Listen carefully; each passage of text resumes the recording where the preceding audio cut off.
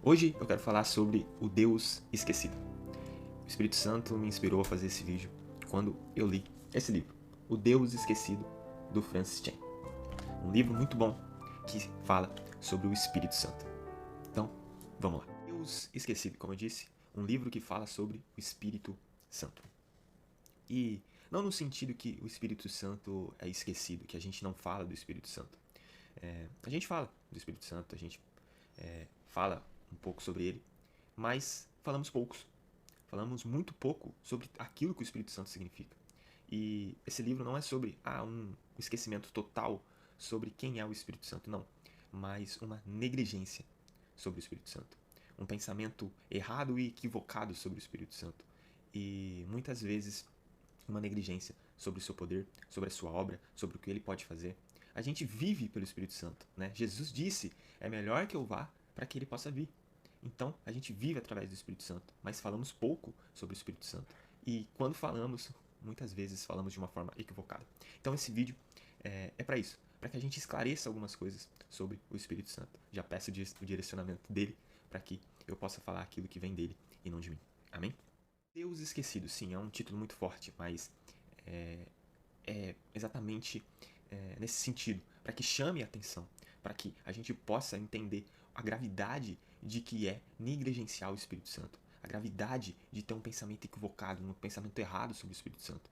E muitas vezes, por causa disso, a gente está se esquecendo sobre o que ele pode fazer, sobre o seu poder, sobre qual é a obra do Espírito Santo através de nós. E o Deus esquecido, porque o Espírito Santo é Deus. Muitos textos vão autentificar isso. O Espírito Santo é Deus. Assim como Filho e assim como Pai. Ele é participante da Trindade, do Deus Trino. Deus Pai, Deus Filho e Deus Espírito. O Espírito Santo é Deus e a gente precisa começar a olhar para ele e a tratar ele como Deus. Coisa que muitas vezes a gente não faz. Coisas que a gente acaba se equivocando quando não tratamos o Espírito Santo como Deus.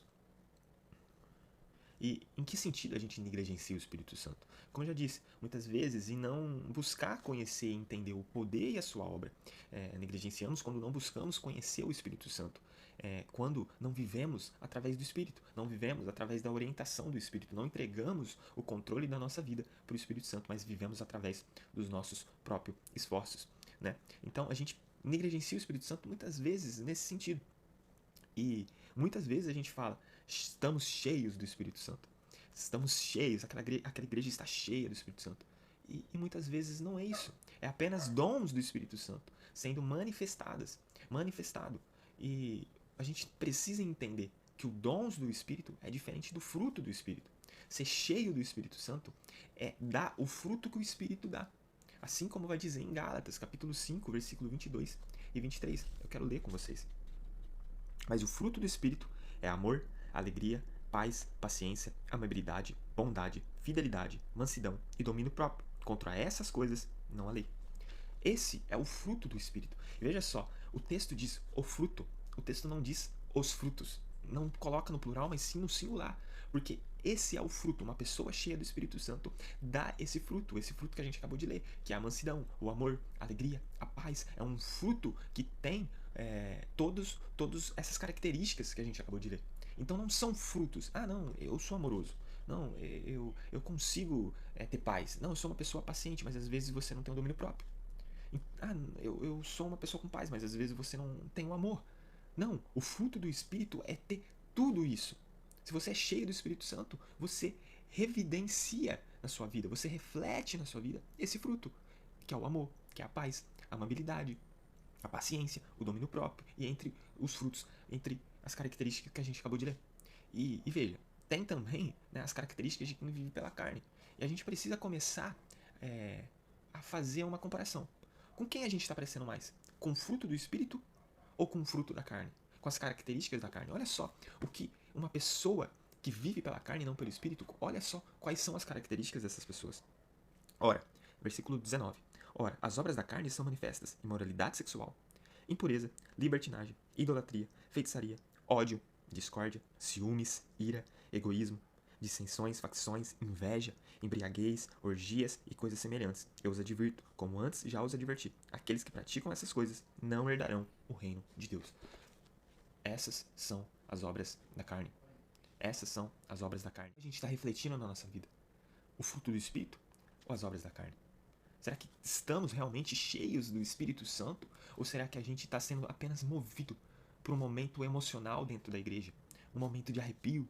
Um momento que às vezes não vem de Deus, mas vem do homem? Ou às vezes a gente está confundindo dons do Espírito Santo com o seu fruto. O Espírito Santo, quando você reconhece o Jesus como seu Senhor e Salvador da sua vida, o Espírito Santo é aberta uma porta para que o Espírito Santo possa entrar na sua vida, porque esse é o Evangelho. E ali você recebe dons, como foi em Atos 2. A gente precisa olhar para a nossa vida e enxergar. Na minha vida, existe o fruto do Espírito? Porque se existe, então quer dizer que eu estou sendo movido, estou sendo cheio do Espírito Santo diariamente e orientado por ele. Agora, se na minha vida não reflete o fruto do Espírito, então quer dizer que eu estou negligenciando o Espírito, estou vivendo pela carne. Também é uma igreja cheia do Espírito Santo. Uma igreja cheia do Espírito Santo vai refletir o fruto do Espírito. Vai ser uma igreja amorosa, alegre, paz, paciente, bondosa, fiel, mansa, com domínio próprio.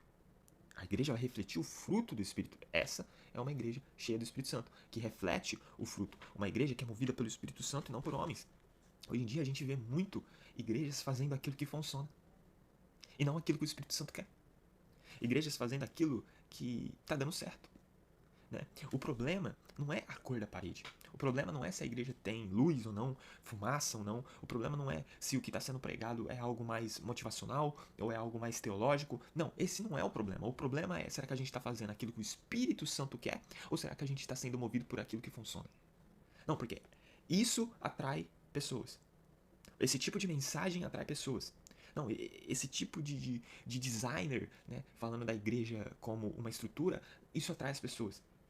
Essa cor atrai as pessoas. Não, a gente está fazendo o que funciona, a gente não está fazendo aquilo que o Espírito Santo quer. Talvez o Espírito Santo quer que seja pregado uma mensagem de ânimo em um culto, mas no próximo culto talvez o Espírito Santo quer uma mensagem de exortação para a igreja. Mas o que a gente está fazendo? A gente só está motivação, motivação, motivação, motivação. Em outras, exortação, exortação, exortação, exortação. Ei, a gente tem que ser movido pelo Espírito Santo e não por aquilo que a gente acha que funciona. Fazer o que funciona não significa ser movido pelo Espírito. Olha só, lá em Atos capítulo 2, do versículo 42, a partir do versículo 42, a igreja primitiva. O que é uma igreja movida pelo Espírito? Eles se dedicavam ao ensino dos apóstolos e à comunhão a partir do pão e as orações. Todos estavam cheios de temor e muitas maravilhas e sinais eram feitas pelos apóstolos. Os que criam mantinham-se unidos e tinham tudo em comum. Vendendo suas propriedades e bem, distribuíram a cada conforme a sua necessidade. Todos os dias continuavam a se reunir-se no pátio do templo, partiam pão em suas casas e juntos participavam das refeições com alegria e sinceridade do coração, louvando a Deus e tendo a simpatia de todo o povo, e o Senhor lhes acrescentava diariamente os que iam sendo salvos. Veja só como é uma igreja movida e cheia do Espírito Santo. Uma igreja que busca o ensino, que tem prazer em aprender o Evangelho de Cristo, de aprender de Deus. Uma igreja generosa. Uma igreja cheia de sinais e maravilhas. Uma igreja que amava uns aos outros. Eu digo que se uma igreja vive sinais e maravilhas, mas não vive o amor uns com os outros, é teatro. Não é o mover do Espírito Santo.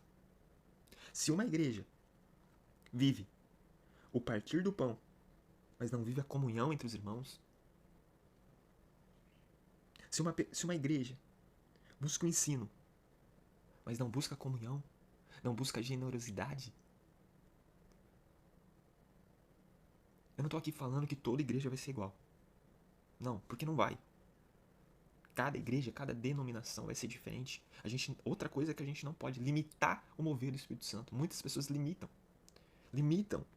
Por exemplo, a gente tem um conhecimento sobre o Espírito Santo através das Escrituras. Assim como tem de Deus, assim como tem de Jesus, mas a gente não pode limitar eles. Só que a gente não pode limitar a Deus aquilo que o nosso conhecimento, a nossa capacidade. Não. Deus é muito mais do que a gente consegue. As Escrituras tem nas Escrituras aquilo que Deus decidiu manifestar para os homens sobre ele. Então podemos sim conhecer Deus, o Espírito Santo, Jesus, o Pai, mas segundo aquilo que ele nos revelou. Então a gente não pode limitar o mover do Espírito Santo através daquilo que a gente sabe. A gente precisa entender, o Espírito Santo, ele é muito mais, o Espírito Santo é muito maior e mais poderoso do que a gente imagina. Então a gente não pode limitar o mover do Espírito Santo. O Espírito Santo pode querer sim se mover de uma forma, em uma denominação, se mover de outra, mas uma coisa é clara, independente de como ele está se movendo. Porque hoje em dia temos culturas diferentes, principalmente em países, então o mover provavelmente vai ser diferente. Mas uma coisa a gente pode ter certeza, o fruto vai ser o mesmo. E se o fruto não está sendo o mesmo, quer dizer que estamos negligenciando o Espírito Santo. O fruto do Espírito é a evidência de uma igreja e de um cristão cheio do Espírito Santo. Mas como não negligenciar o Espírito Santo? Como não cometer esse pecado? Primeiramente, não ter medo. Não temer viver através do Espírito. A gente não pode ter medo. Um dos primeiros passos para não negligenciar o Espírito é esse. Não temer viver pelo Espírito. Muitas vezes o Espírito Santo vai te orientar. O Espírito Santo vai se mover na sua vida. E a vontade dele na sua vida vai contra as suas próprias vontades. E a gente precisa ser sábio em escolher a vontade de Deus para a nossa vida e não a nossa própria vontade. O Espírito Santo vai orientar você a fazer coisas e a ir por um rumo onde provavelmente algumas pessoas vão te criticar. Ou algumas pessoas não vão entender. Porque o Espírito Santo, Deus, não está preocupado com essa terra, com as coisas desse mundo, mas está preocupado com o reino de Deus. E ele vai nos levar. E tudo que ele nos faz fazer é segundo o reino de Deus. Ah, mas eu trabalho nisso, eu não vejo o reino de Deus nisso, mas talvez Deus te colocou aí para que o reino de Deus seja anunciado por você no lugar que você está. Então, a orientação do Espírito Santo muitas vezes vai contra a tua carne, mas vai contra as pessoas ao seu redor. Até a igreja, até líderes, até família. Só que a gente não tem que temer viver pelo Espírito. Vários momentos, ali os apóstolos em Atos vai dizer isso. Eles dizem assim, o que eu devo fazer? Obedecer vocês ou a Deus? Né? Falando ali para os mestres e os líderes religiosos que eram contra a mensagem que eles estavam passando de Cristo. O que eu devo fazer? Obedecer vocês ou a Deus? É isso que a gente deve se perguntar. Com certeza é a Deus. Você pode ser taxado de várias coisas, rebelde, você pode ser taxado de uma pessoa sem noção. Não importa, você não tem que ter medo, você tem que viver pelo Espírito. Eu estou aqui nessa terra para isso, para viver através do Espírito Santo.